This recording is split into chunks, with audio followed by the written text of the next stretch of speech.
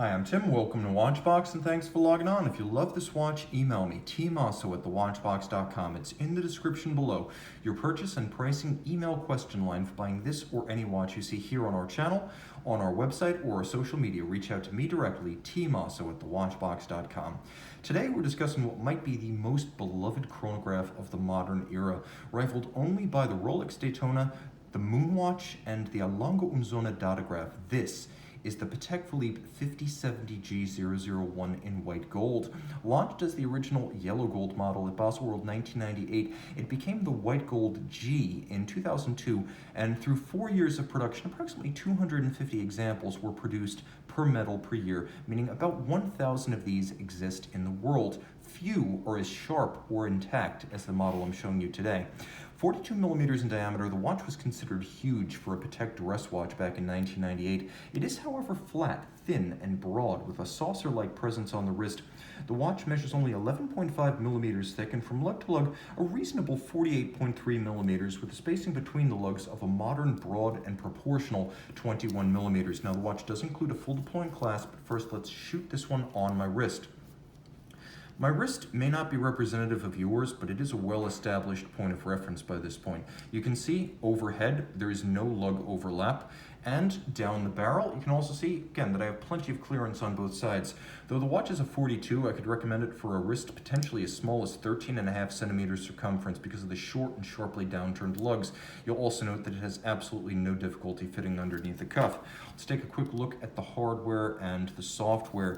You can see right here, this is a brand new Patek Philippe strap. Alligator leather on the top. It's black, large rectangular scale, semi-gloss. It features a lightly contrasting gray stitch. You'll also note sheer sides showing the layers of construction, calfskin on the bottom.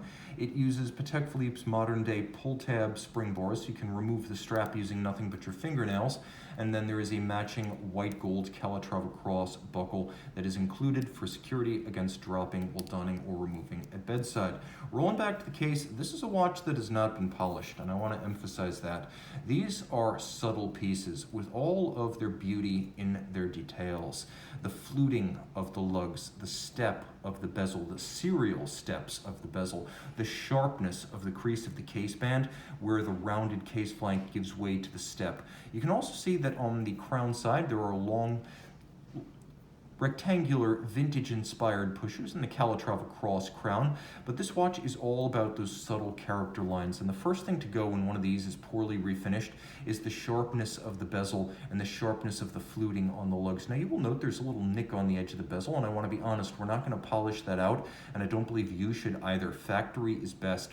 The watch had a pagoda-like bezel that was designed to mask the disparity between case size and movement size. So you can see it steps up once, it steps up again, and then it steps up a third time where there's a little white gold lip abutting the sapphire. The dial is silver, but it's not a weak sauce silver. That's a highly technical term. If you can imagine something a little bit closer to gray than a pure white silver opaline, that's what you're looking at here. There are double concentric scales outboard, and they depict, obviously, chronograph seconds and fractions of seconds, but also a tachymeter to gauge the speed of an object over, for example, a mile or a kilometer. The watch features white gold numerals blackened, as well as white gold hands blackened, and sunken sub-registers for the chronograph functions in constant seconds. You can see each one has its own internal railroad track for easy reference.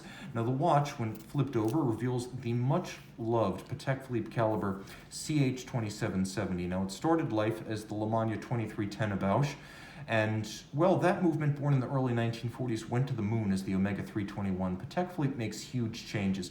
Let's talk about the spec, and then we'll talk about some of the changes. Geneva hallmark finish. You can see the Poinçon de Genève on the balance cock.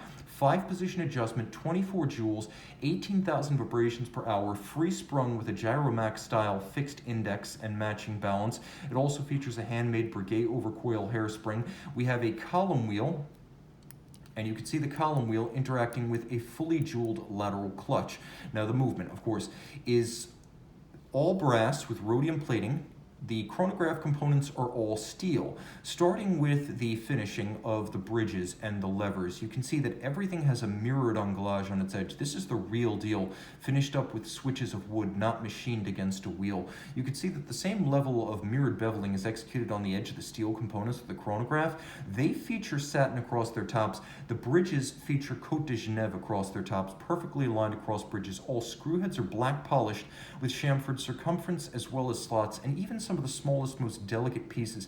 For example, the jumper spring of the minutes register or the spring for the lateral clutch. Those two have been individually hand finished, meaning this watch is an extraordinary work of art that also has an engineering function. And finally, the last and most major upgrade might not be the finish, but the fact that Patek upgraded the power reserve from a standard 48 hours to 65 hours. 30 meters water resistant, so it's not an aquatic watch, and no, it doesn't feature hacking seconds, but what it does feature is beauty, history, and a world-class column wheel pusher feel. Email tmosso@thewatchbox.com for purchase and pricing details.